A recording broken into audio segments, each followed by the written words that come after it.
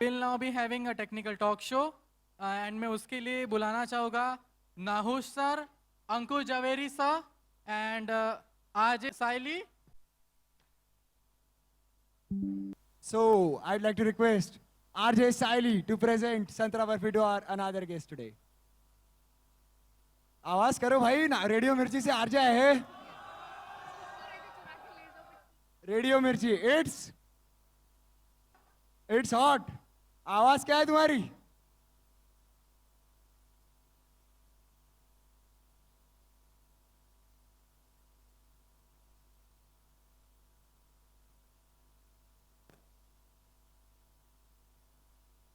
So now we'll start with our next segment, that is technical talk show with Nahu sir and our RJs. Okay? Stage to them. Hello hello everyone. अरे इतने इतने talented voice artist आपके सामने हैं यार, कुछ तो energy दिखाओ Nagpur. Hello everyone. So guys, let me introduce myself first. I am Nahush Badge, founder of Sounds Best Studios, जो नागपुर में वॉइसिंग के काम करते हैं. तालिया. जो जोर की तालियां मारेगा उसको शायद कुछ काम भी मिल सकता है भाई. हाँ भैया देख लो. मैं तो कल सुबह इनसे मिलने जा रहा हूँ, मुझे काम चाहिए भाई. So guys, नागपुर में काफी टैलेंट है.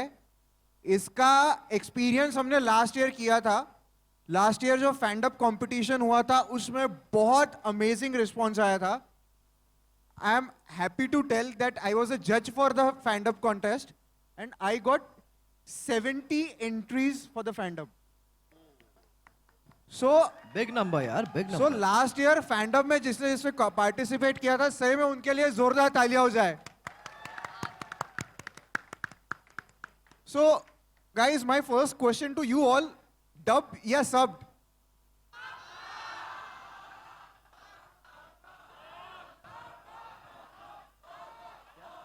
दोनों दोनों दोनों. Yes. हाँ, यार ये गलत बात है. मेरी डब आर्मी भी है यहाँ पे, मुझे पता है. हम सब बोलेंगे dub. So What a guys, brilliant wordplay by Mr. Ankur Jhaveri. so सब मिलके थोड़ा सा डब के बारे में थोड़ी सी जानकारी ले लेंगे. आपके सामने इन्होंने बहुत सारे कैरेक्टर्स अभी परफॉर्म किए. आपने अंकुर सर का वीडियो क्लिप भी देख लिया. So my question to you both, कि इतने सारे जब कैरेक्टर्स आप प्ले करते हो, कई सीरीज में तो ये भी होता है कि आप एक ही बंदा 6-6, 7-7 कैरेक्टर्स प्ले कर लेता है. तो उस समय उस कैरेक्टर को लेके कैरेक्टराइजेशन पे आप किस तरीके से काम करते हैं? जैसे एक्टर्स मेथड एक्टिंग करते हैं, तो आप ऐसा कुछ, आपकी कोई मेथड है या आपका कोई प्रोसेस है जो आप वो कैरेक्टर को स्टडी करें? Should I go? तो यार मेरा प्रोसेस क्या है, बेसिकली जब हम इंग्लिश से हिंदी डब कर रहे हैं तो मेजॉरिटी ऑफ द टाइम्स हमको रेफरेंस है इंग्लिश में जो आवाज है, we try to match that more than the आवाज. हम लोग ट्राई करते हैं उसका परफॉर्मेंस इम्यूलेट करने की अपनी भाषा में, है ना. और कभी कभार आवाज ट्वीक करने की जरूरत पड़ती है. मतलब कभी कभार इंग्लिश में कुछ और है, लेकिन उसको अडेप्ट करते टाइम हमें लग रहा है कि यार अपन इसको अलग करेंगे तो शायद बेटर साउंड करेगा हिंदी डब में. जैसे लेट्स से एक कैरेक्टर है, उसकी नाक गोल है, तो प्रॉबेबली नेजल टोन दे दिया. अरे भाई क्या कर रहे हो यार, मैं तो कह रहा हूँ यहाँ से हम चले जाते हैं, मुझे बड़ी नींद आ रही है. जरूरी नहीं होगा कि पायलट में यही आवाज होगी, उसमें शायद नॉर्मल होगा, उसमें शायद ऐसा होगा When I went there, it was freaking hard. But शायद हो सकता है हिंदी में ये वर्क कर जाए. तो कई दफा आपने इतने किरदार देखे होंगे ना बचपन से बड़े होते हुए, जिसकी शायद हिंदी आवाज की वजह, आपको हिंदी आवाज ही आपके जहन में होगी, इंग्लिश आपको पता भी नहीं होगा. So that's how you recreate, that's how my process is. मतलब जो भी बेटर साउंड करता है, मेजॉरिटी ऑफ द टाइम्स हमारा फोकस रहता है कि उसको इम्यूलेट करे हिंदी में, परफॉर्मेंस को सोल लेकर आओ, बाकी काम हो जाएगा. तो जैसे वैभव ने कहा, कई बार हम लोग स्टूडियो जब जाते हैं तो कुछ प्रोजेक्ट्स ऐसे होते हैं जो कॉन्फिडेंशियल होते हैं, तो तब तक हमें ये नहीं पता है कि कौन से कैरेक्टर के लिए, किस चीज के लिए हमें बुलाया जाता है. तो वहां पहली बार जब हम देखते हैं तो एक्सपीरियंस जिसे कहते हैं वो काम में आता है। और मान लो अगर वो सीरीज या फिल्म पहले से ही रिलीज अगर हो गई, जैसे कि गोकू ब्लैक का कैरेक्टर जो मैंने आपको बताया, तो वो एक रेफरेंस पहले से एक मिल जाता है जिसको आप स्टडी कर सकते हैं। जैसे जब मुझे स्पाइडरमैन नो वे होम में एंड्रू गारफील्ड के लिए सिलेक्ट किया गया, तो ऑलरेडी उसकी रेफरेंस वॉइस पहले से थी, क्योंकि पार्ट 1 जो एंड्रू गारफील्ड को लेकर के स्पाइडरमैन के 2 पार्ट्स बने थे। तो I studied that and then I had to go for the dub. लेकिन ड्रैगन बॉल जब पहली बार बना था तो देयर वाज नथिंग, क्योंकि यूट्यूब जैसी चीज ही नहीं थी तभी, तो कोई रेफरेंसिंग नहीं थी। और वहां पे स्टूडियो में ही उस आवाज को अडेप्ट करके थोड़ा सा अपना भी एक टच हमको डालना पड़ता है, और शायद मुझे ऐसा लग रहा है उस अपने वाले टच से आप लोगों को प्यार हो गया। Very true, very true, very true. So next is कि स्पेशली फॉर एनिमे या फिर लाइव एक्शन भी हॉलीवुड की कोई फिल्म होती है, तो वो जो कैरेक्टर्स बनते हैं या जो स्क्रिप्ट लिखी जाती है वो बाहर के देशों को पर्सपेक्टिव से लिखी जाती है, फॉरेन कंट्रीज के पर्सपेक्टिव से लिखी जाती है। पर वही चीज जब इंडियन मार्केट के लिए परफॉर्म करनी पड़ती है, तो उस कंटेंट को या उस कैरेक्टर को आप यहाँ के लिए लोकलाइज या इंडियनाइज किस तरीके से करते हैं? उसका कुछ मेथड है? ये बहुत अच्छा सवाल पूछा आपने। बेसिकली कई दफा क्या होता है ना, कई दफा फॉरेन के जो जोक्स हैं, समझो कि इंग्लिश में कोई जोक है, वो हिंदी में लैंड करेगा ही नहीं, क्योंकि हमारी लैंग्वेज अलग है, हमारा फ्लो अलग है। मैं एक बेसिक एग्जांपल देता हूँ फ्लो के बारे में।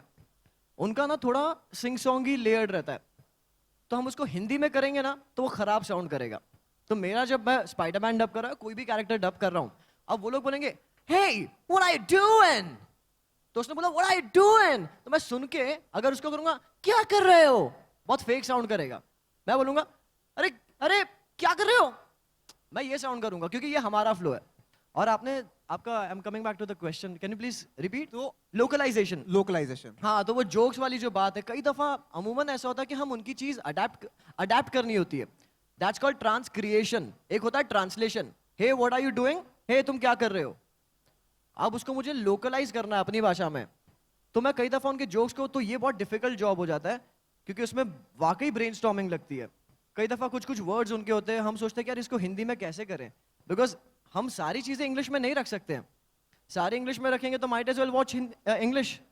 तो हमको उसको सब चीज मद्देनजर रखना है कि उसको बीच में बैलेंस निकालना है कि क्या चीज हम इंग्लिश में रखें और क्या हिंदी में रखें, ताकि व्यूअर्स को मजा आए देखने में। जैसे कि एक आपको ट्रिविया देता हूँ, वन पीस का जब ट्रेलर आया था, ओके, तो ऑब्वियसली ब्रीफिंग आती है, और हमने ट्रेलर में ना जो अटैक का नाम है गम गम पिस्टल, उसको हमने हिंदी में रखा था, है ना। तो उसके लिए काफी लोगों ने हमको रिप्लाई किया कि यार we want it in the original language. तो हमने मुक्का को चेंज किया, because we respect all of you, हमें पता है तुम लोगों का टेस्ट क्या है। तो हमने वी पुट इट अहेड कि यार इसको हम लोग चेंज करते हैं। मैंने लिटरली सारे अटैक्स, मैंने सीरीज डब कर रखी थी, मैं गया, मैंने सारे अटैक्स को रीडब किया जो आप लोगों को चाहिए था। मैं सिर्फ ये कहूंगा कि यहाँ पे जो राइटर होते हैं उनका बहुत बड़ा हाथ होता है, और वो ऐसे हीरो हैं जिनके बारे में किसी को पता ही नहीं चलता है। अनसंग हीरोज हैं वो, कि हम लोग जो वॉइस आर्टिस्ट है हमको क्रेडिट मिल जाता है, हम वाहवाही आपसे ले लेते हैं, लेकिन उसको जैसे वैभव ने कहा ट्रांसलेट अलग होता है, ट्रांसक्रिएट अलग होता है। उन लोगों को इंडिया को, हमारे भारत देश को मद्देनजर रख के ये क्रिएट करना पड़ता है, वापस वही जोक भी रखना पड़ता है, और वो फॉरेन की एसेंस को भी संभालना पड़ता है।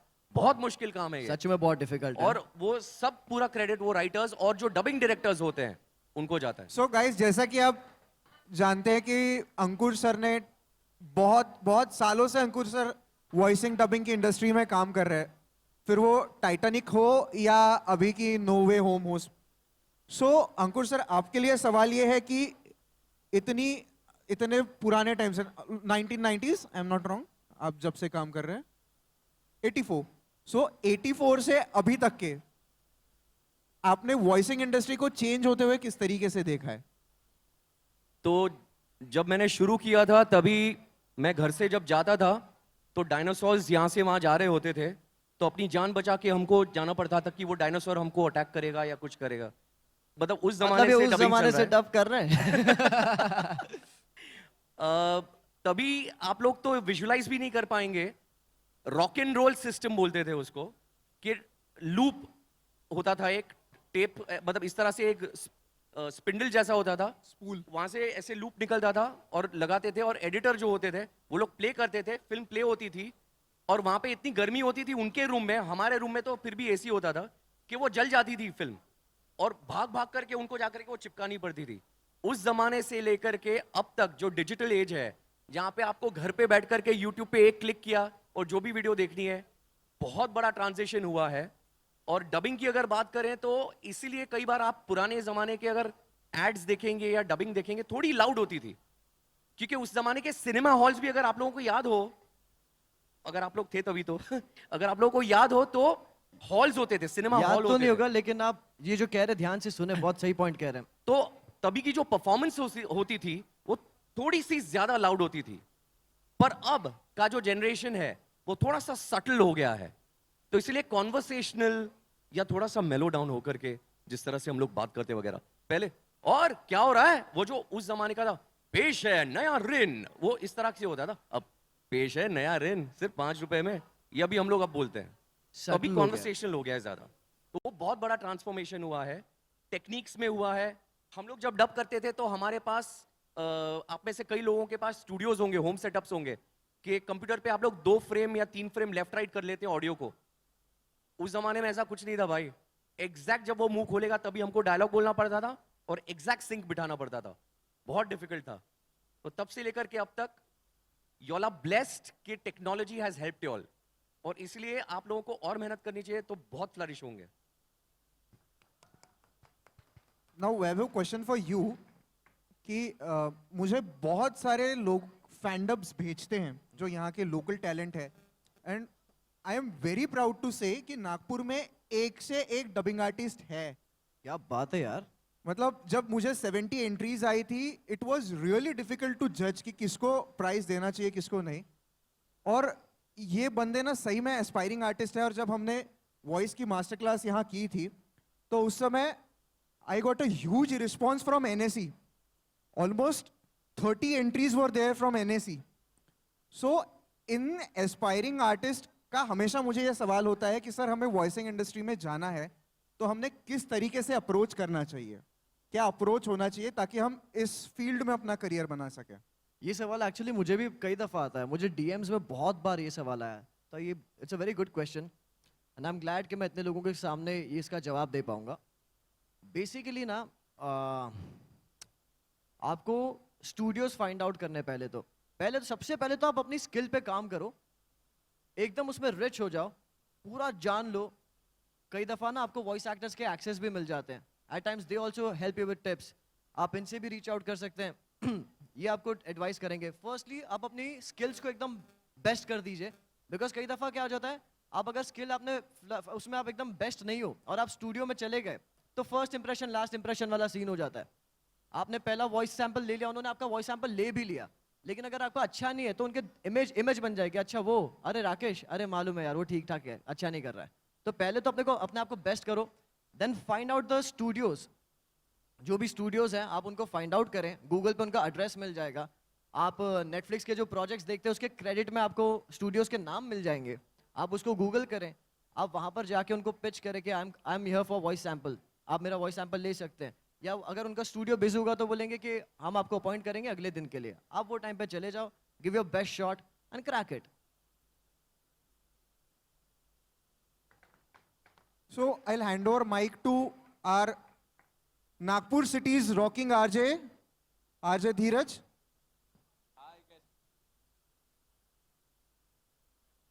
हेलो, हाय, कैसे हो सब?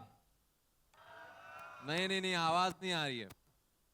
एक बार जोर से सब लोग बोलेंगे, कैसे हो सब? क्या बात है, क्या बात है। सो हाय, मेरा नाम है RJ धीरज। आप लोग रेडियो मिर्ची सुनते होंगे 98.3 पे, तो मेरा शो आता है 5 से 9, और मैं अकेले शो नहीं करता हूँ। जैसे कि यहाँ पे हमारे साथ इंडिया के top one of the best voice artist हैं, तो मैं भी एक एस्पायरिंग आर्टिस्ट हूँ, मैं भी आवाज़ें निकालता हूँ, तो मैं अकेले नहीं रहता हूँ, मेरे अंदर भी कई सारे एक्टर्स आ जाते हैं। तो मान लीजिए अगर यहाँ सलमान खान होते तो कैसे बोलते? स्वागत नहीं करोगे हमारा? कमाल करते हो यार। तो मेरा एक सवाल है, अंकुर सर से। सर जैसे कि भी अभी सलमान खान बन गया हूं, तो अगर आप गोकू बन जाएंगे तो कमाल हो जाएगा। एक बार काम में आम में आ कौन सुनना चाहता है? सर यही सवाल है मेरा कि मान लीजिए आप गोकू हैं और गोकू नागपुर आया पहली बार, उसको कैसा लग रहा है नागपुर आके? एक बार सब सुनना चाहते हैं। एक बार जोर से सब लोग आवाज करेंगे। क्या बात है? इसका जवाब सस्ता शाहरुख देगा। हमें जैन कहती है गोकू आज काम हाँ में करेगा। ये थी शाहरुख की 10वीं कॉपी। हे नागपुर, मैं हूं गोकू। आप सब कैसे हैं? क्या बात है? मुझे आकर बहुत मजा आ रहा है और मैं बहुत एक्साइटेड हूं कि आप सबके साथ मैं यहाँ कामेहामेहा करने वाला हूं। ये क्या बात है? तो अब सेम सवाल है, जैसे गोकू तो आ गया नागपुर, न्यूयॉर्क का फ्रेंडली नेबरहुड स्पाइडरमैन अगर नागपुर आए, फ्रेंडली नेबरहुड, तो कैसे बात करेगा? हाय। ये इन्होंने बैक स्टेज भी किया था। ये मुझसे अच्छा तो ये करते हैं यार कि एक बार करो ना प्लीज। हाय। अगर नेबरहुड ही नहीं रहेगा तो स्पाइडरमैन किस काम का? मुझे पूरा नहीं आता, मुझसे इनके अच्छी जितना नहीं आवाज कर मेरी तो सकता। ये निकालते हैं भाई, क्या बात है। एक्चुअली मैं इंग्लिश में जो रॉकेट और थॉर की जो कन्वर्सेशन होती है जी, इन्फिनिटी वॉर में, सो वो मैं बहुत, मतलब मैं भी ऐसे ही देख कर ही इतना इंस्पायर हुआ हूँ। सो एक कन्वर्सेशन है, सो रॉकेट की कौन कौन फैन है यहाँ पे रॉकेट का? सो रॉकेट का एक इंग्लिश डायलॉग होता है, so that brother, huh? Yeah, it could be annoying. Well, he has been dead before. You said you have a sister and a mom though, both dead, but still got a best friend strapped to the heart. Are you sure you're up to this particular murder mission? Yeah, absolutely. The rage, vengeance, anger, loss, regret, they're really tremendous motivators. They really clear the mind, so I'm good to go. Yeah, but this Thanos, I mean, is the toughest there is. Well, he never fought me. You fought him. He never fought me twice. And I'm getting you hammer. Don't forget. Thank you so much. क्या बात है। So, मेरा भी सपना है कि एक दिन मैं भी मुंबई जाऊं आगे, और जरूर और- साकार होगा ब्रो। और एक मैं भी कभी डब करूं। सो उन्हीं के लिए आप एक टिप देंगे? जैसे मैं तो सुन के मैं आगे एक बढ़ा हूं। चीज, अब वो उस पे आते हैं, लेकिन आपने जो पहला सवाल पूछा था कि स्पाइडरमैन अगर नागपुर आएगा जी। तो कैसे बोलेगा? हाय, मैं और फाड़ू लैंडिंग कर सकता था, लेकिन नागपुर में थोड़ा नया होने से लुढ़क गया, लेकिन कोई बात नहीं, अगली बार मैं जरूर आऊंगा। जैसा कि धीरज ने कहा कि उसका सपना है कि वो भी मुंबई जाएगा और कुछ वॉइसिंग करेगा, तो क्या धीरज अगर यही इंडस्ट्री नागपुर आ जाए तो? वो मैं भी नागपुर आ जाऊंगा भाई। मैंने भी काम करना है भाई। तो फिर मेरे अंदर के अन्नू मलिक निकलेंगे, सॉरी आप मुंबई नहीं आ सकते। ऐसा अनुमति ऐसी आवाज निकाला, आप मुंबई आ रहे हो? आग लगा देंगे, आग लगा देंगे, आग लगा देंगे, आग लगा देंगे, आग लगा देंगे। आई एम वेरी श्योर कि ये इंडस्ट्री जरूर नागपुर आएगी क्योंकि नागपुर में आपके जैसा बहुत अमेजिंग टैलेंट पूल है। एब्सोल्युटली यार, एक क्या बार बात है, अपने clap आप for के लिए yourself. तालियां होनी चाहिए। अपने लिए ताली मारो।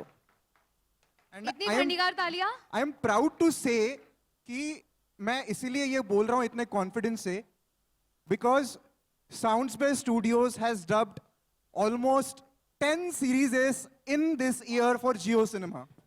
Wow. And we are also proud to say that we are officially dubbed Legend of Korra in Marathi in Nagpur. Okay. So मेरे साथ में और भी हैं, जैसे आरजे साइली, वो मॉर्निंग शो करती हैं, वो अपना इंट्रोडक्शन खुद देना पसंद करेंगी। सो बोल ले। Thank you so much. पहले तो धीरज, इतने मस्त इंट्रोडक्शन के लिए। एक मुझे दिन याद है वो जब मैं अपना शो प्लान कर रही थी, उसके बारे में भी बताऊंगी। तो उसमें ऐसा था कि एक सेगमेंट डिसाइड करना था और मेरी तब ऐसी हल्की सी मुलाकात हुई थी एनिमे से, तो जिसमें मैंने एक डायलॉग सुना था, कोई डबिंग आर्टिस्ट जो है वो प्ले कर रहे थे, तो like hi there it's me Chichi hello, कैसे हो आप? तो और इसके बारे में चीज बहुत मस्त सी है कि सर, जब मैं बचपन में बात करती थी तो मेरी घर पे नॉर्मल आवाज नहीं निकलती है, घर पे ऐसी आवाज निकलती है कि एकदम। तो मेरे दोस्त कहा करते थे कि तू ऐसे बात मत किया कर, बट ट्रस्ट मी कि आपकी जहां पर सही जगह होती है ना, वहां पर सही वैल्यू हो जाती है। बिल्कुल सही कहा। जब मैं मिर्ची में आई तब इस आवाज की वैल्यू मुझे पता चली। तो सर, जैसे आपने कहा कि एक्सपीरियंस बहुत मैटर करता है, और सर ने कहा कि बी योर बेस्ट, तो दोनों से एक सवाल है कि जो बिगिनर्स होते हैं, कई बार ऐसा होता है कि डब करेंगे, कोई कमर्शियल भी अपना एक रिकॉर्ड कर लेंगे, जब उसमें रिवर्क आता है ना, दे डोंट रिमेम्बर कि मैंने इसमें आवाज कैसे निकाली थी और अब मैं उसे दोबारा कैसे निकालूं। तो जो एक बेसिक होता है कि अपनी जो जितनी भी आवाजें आप निकाल सकते हो, उसे कैसे रिमाइंड करोगे या कैसे रिमेम्बर करोगे, तो इसके लिए क्या प्रैक्टिस कर सकते हैं हम?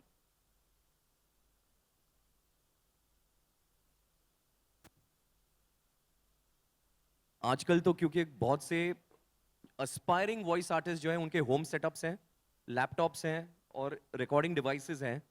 सो जब भी आपको लगे कि जब आप कोई भी दूसरा कैरेक्टर सुन रहे हैं और घर पे ऐसे ही प्रैक्टिस कर रहे हैं, हम सब एक्टर्स, आर्टिस्ट, वॉइस आर्टिस्ट जो भी हैं ऐसे ही बने हैं, दूसरों को देख देख के नकल कर करके। मैं जब बहुत छोटा था तो मेरी बहन को वो एक्टिंग वगैरह करती थी, तो उसके साथ मैं ऐसे ही जाता था, 5 साल का था, तो ऐसे ही दूसरों को देख देख के घर पे नकल कर करके के मैं सीखा था। तो आप जब घर पे प्रैक्टिस कर रहे हैं उसको रिकॉर्ड किया कीजिए और आप अपनी खुद की वॉइस सैंपल जैसे अलग अलग बनाइए, एंड जब कोई भी काम आए और अगर आपने उनको टेक्स भेजे हैं रिकॉर्ड करके, तो कोशिश कीजिए कि उसका एक बैकअप आपके पास भी रहे। और अगर मान लीजिए कि आपके पास नहीं है, तो you can always just request them कि आप प्लीज मुझे वो ट्रांसफर दे सकते हैं, ताकि एटलीस्ट आपको पता चले कि उन्होंने कौन सा टेक ओके किया है। पता चला कि आपको लगा कि नहीं ये 3rd टेक ओके किया होगा, पर 1st टेक ही ओके होगा। सो उस हिसाब से आपके पास बैंक होगा, वेराइटीज होंगे और आप अलग अलग चीजें ट्राई कर सकते हैं और याद भी रख सकते हैं, ओ मैंने ये वाला भी किया था। जैसे आजकल ये हो रहा है कि ऑलमोस्ट मैंने 10 साल 13 साल का गैप दे दिया था बीच में डबिंग इंडस्ट्री से, और सिर्फ एडवर्टाइजिंग में घुस गया था। तो बहुत सारे ऐसे कैरेक्टर्स जो मैंने किए थे मुझे याद भी नहीं थे, और जब मैं खुद सुनता था मैं बोलता अरे वाह यार, मैं ये भी कर सकता था। तो ये आर्टिस्टों के साथ भी होता है कि यू डोंट रियलाइज कि oh I could do this also, तो you rediscover that in yourself. और आप जैसे तो बहुत कम होते हैं कि जो 40-40 आवाजें भी कर सके तो नहीं सर, ऐसा कुछ नहीं है वो तो आपका बड़प्पन है। अभी बहुत सारे लोग नहीं जानते होंगे, लेकिन सर जब पहले वॉइस एक्टर से पहले सर एक्टर रह चुके हैं, और महाभारत सबसे पहली वाली किसने देखी है, तो उसमें जो यंग अर्जुन बनते हैं, जो बच्चे, वो सर हैं। तो एक बार जोरदार तालियां हो जाएं कि आज मतलब आप अगर अभी भी वो क्लिप देखेंगे तो अभी भी वो शक्ल एकदम सेम टू सेम मिलती है, मतलब ऐसा लगता है बचपन का ही अर्जुन बैठा है यहाँ पे। क्योंकि अभी भी इनमें वो इनोसेंस कायम है। सर एक और बार एक आर्टिस्ट में ना इनोसेंस होना बहुत जरूरी है एक्चुअली। जी हाँ, innocence really helps as an artist also. Empathy, innocence, child like quality. Sir एक आखिरी मेरा सवाल है, उसके बाद हम आगे बढ़ते हैं। तो सब लोग, मैं बचपन से पावर रेंजर्स बहुत देखता था, मेरा फेवरेट था, हर किसी का था पावर रेंजर्स। तो एक बार आपकी आवाज में डायनो थंडर हो जाए एक बार। तैयार तैयार, डायनो थंडर पावर अप। हाँ क्या बात है। Okay, so thank you so much sir. अभी पैकअप करने का समय आ गया है, बिल्कुल, आगे बढ़ते हैं। पैकअप चीजी की आवाज में करेंगे, चलेगा? हाय देयर वैभव, कैसे फील कर रहे हो आप? अंकुर सर आप क्यों छुप गए? अंकुर जी क्यों छुप गए, ये तो मुझे भी नहीं पता। बड़े बड़े विलेन्स आए, ब्लैक गोकू आया, जामासु आया, जिरेन आया, अभी और भी आने वाले हैं, कोई गोकू को हरा नहीं पाया। ये एक विलेन ऐसा है जो गोकू की लेफ्ट राइट सेंटर सब ले लेता है, तो गोकू डरेगा नहीं तो और क्या करेगा। ओके, नहीं Okay. नहीं नहीं, आप डरो मत, मैं बड़ी इनोसेंट सी बच्ची हूँ, है कि नहीं? अच्छा चलो, मैंने अपना इंट्रोडक्शन नहीं दिया था तो आपको बता देती हूँ कि ये जो पकाओ सी साइली है ना, वो हर रोज सुबह 7 से 11 मिर्ची लव 91.9 पर आती है। साथ में थोड़ा सा टाइम मैं भी खा लेती हूँ। याद रखना, आपकी चीची ओनली विद वैभव, अंकुर, नकुश भैया एंड आरजे धीरज। जोरदार तालियां अपने आप के लिए भी। Thank you so much everyone. Wow, मजा आया। एक बार ना अपने आप के लिए जोरदार तालियां हो जानी चाहिए। नहीं नहीं नहीं, इतनी ठंडी नहीं, इतनी ठंडी नहीं। जोर का होना चाहिए One, यार, आप लोग two, ज्यादा डिजर्व करते हो यार। three. ये Thank you so much. Arigato. Guys, we have a very small but an interactive surprise for you guys. Since बहुत टाइम बाद हमारे पास गोकू और लूफी यहाँ पे आए हैं, तो we have a small gift for you people. We have a Goku figurine and a Luffy figurine, Gear 5. So, हम एक छोटा सा contribution towards our city करना चाहते हैं. So, what we are going to do, sir, Goku sir, Ankur sir and Vaibhav sir are going to sign on these figurines. और हम इसका एक mini auction करने वाले हैं. And we want you people to come and contribute. हम इसकी base value बहुत कम रख रहे हैं. So, everybody can participate. Live auction होगा first time in Nagpur with Goku and with Luffy. This figurine, इसके ऊपर sir sign करने वाले हैं and we are bidding this figurine for 1200 rupees only. Sir के साथ sign किया हुआ figurine 1200 rupees only. The amount is going to be going for the charity. So bidding की cost starts at rupees 1500. 1501. 1600 के लिए कौन बोल रहा है?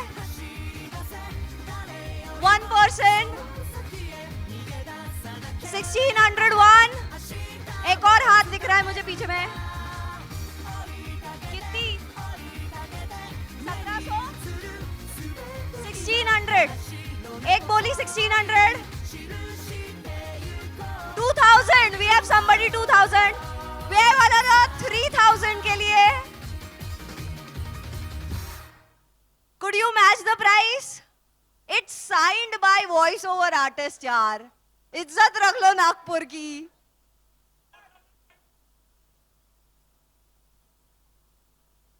4000. 4000. 4001. 4500. 4501.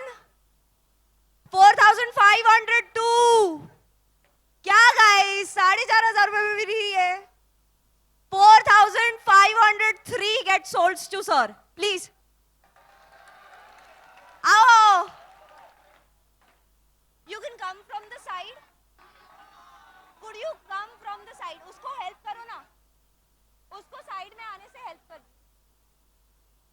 And for 4500 rupees only, we have got Luffy का ये sold, which is signed by Vaibhav sir, the official Hindi voiceover artist for Luffy. What's your name? Rohit. Hi. A loud cheer for Rohit, who gets this. It's signed by sir. Any word for sir and fan? Yeah, I have been his fan since he has done. I know that he has done multiple dubbing as well. So I'm very grateful, by the way, for Luffy character. So I don't have much words to say, but it's my first figurine, by the way. Wow, पहला figurine यार, क्या बात है. That to Luffy. क्या बात है. So it's Gear 5, right? Gear 5 exactly. Gear 5. Thanks. God mode पे पहुंच गए ये 4500 रुपए खर्चा कर. रोहित पहुंच गए गॉड मोड पे. क्या बात है. Loud cheer for Rohit. Thank you. Thank you.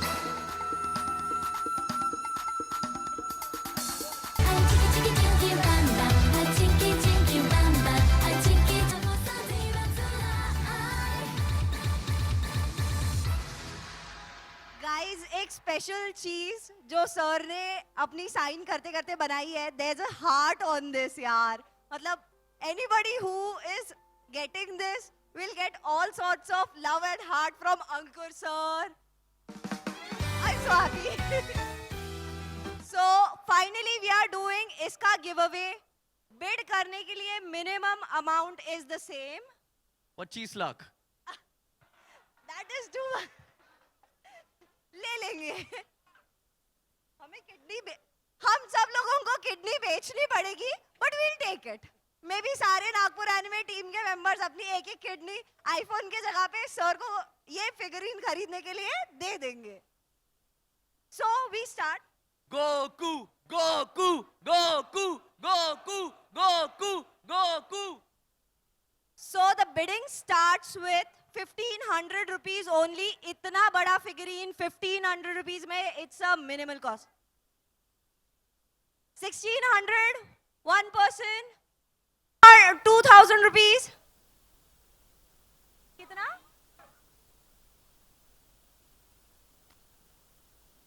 Volunteers please help.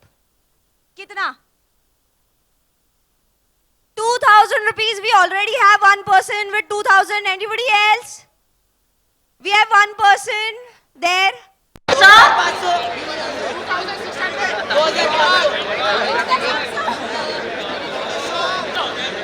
Number 2100. 2500. We have a bidder here. 2600. 3000. 3000 here is where? एक और 3500 here. 4000. 4000 क्या बात है? Anybody else? 4000. 4000 को काउंटर करना चाहता है कोई? 4500 here. 5000. क्या बात है नागपुर की पब्लिक. बट अभी तकलीफ नहीं, पैसे निकाल रहे हैं. हाँ 5500.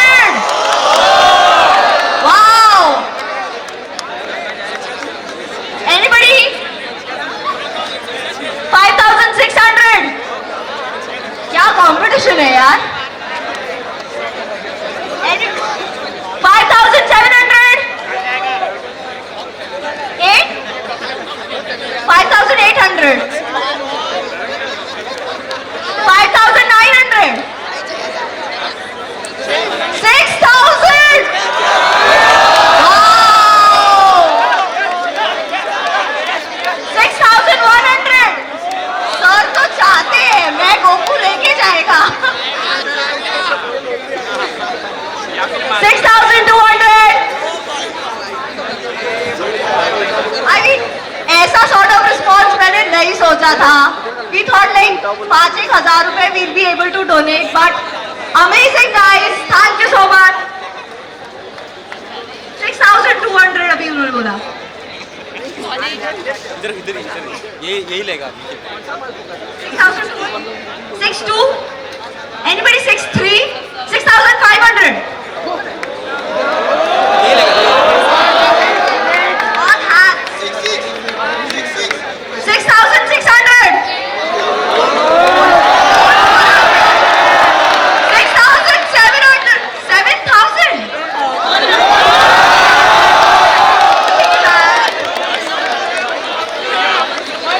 7,000. 7,001.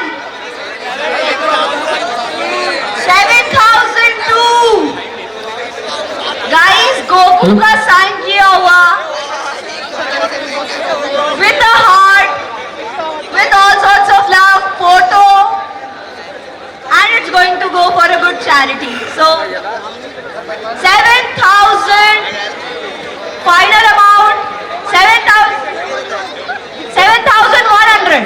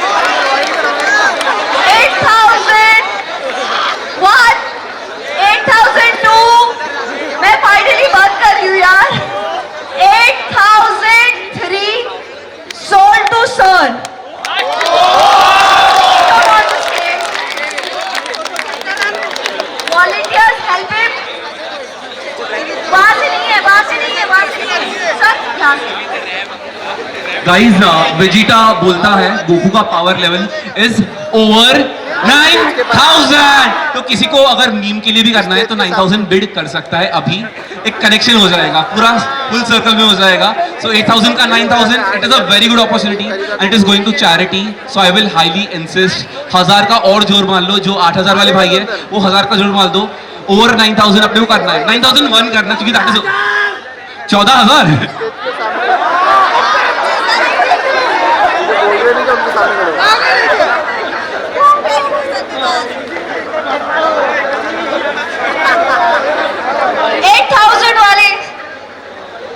Please, we have 8,000. Oh my God, for Goku. Goku ke one of the biggest fan of Nagpur, we can see. Let us just थोड़ा सा नागपुर जानना चाहता है ये सर के बारे में। 8,000 रुपए दे रहे हैं यार। So please, your name? Mohammed. So Mohammed sir is paying 8,000 rupees for this figurine, Goku ka figurine, which is signed by Ankur sir, official Luffy's voiceover artist.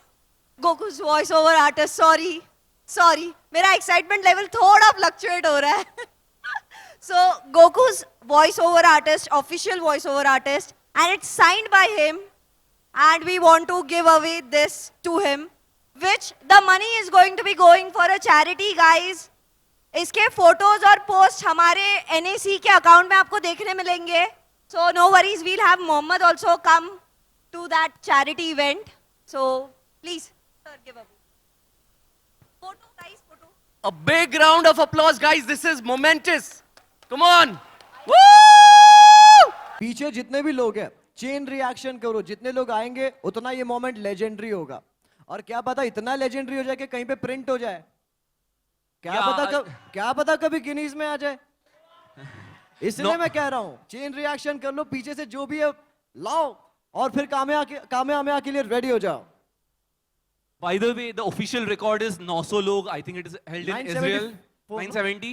I think 970 को हमने easily beat कर दिया है।